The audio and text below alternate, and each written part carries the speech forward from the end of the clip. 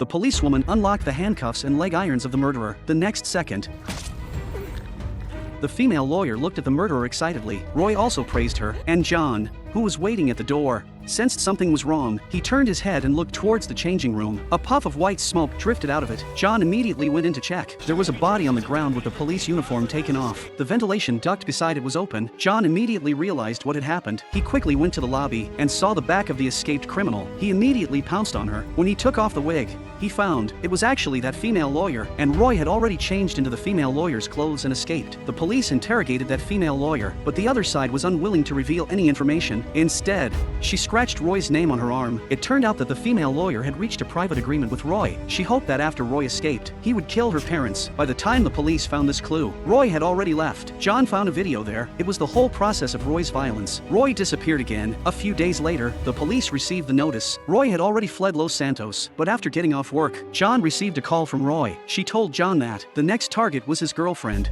Bailey. The next day, when Bailey was on duty at an abandoned building, she suddenly fell into a trap. It was a large iron can without any gaps. It was filled with cameras. Soon John rushed over after receiving the alarm. Just when they were about to use a cutting machine to open the hole, a water pipe suddenly started spraying water. Everyone stopped immediately. At this time, the man received a call from Roy. John had no choice but to make an excuse to go out. Roy's request was simple. As long as John came to meet her, she would release Bailey. For the sake of his girlfriend, John threw away all his equipment and went alone to the address Roy gave. Roy greeted John in a formal dress. At this time, Roy motioned for John to also put on a formal dress. John refused. John had to do as she said.